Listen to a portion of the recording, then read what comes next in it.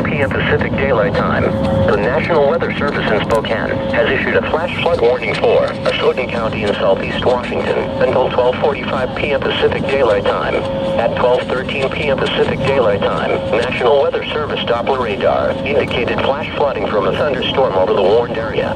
Locations in the warning include but are not limited to Ashotin and Anatone. This includes all the streams and tributaries to Ashotin Creek. Excessive runoff from heavy rainfall will cause flooding of small creeks and streams, country roads, as well as farmland along the banks of creeks and streams.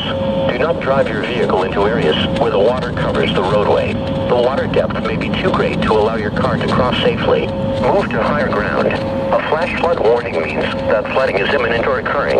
If you are in the warning area, move to higher ground immediately.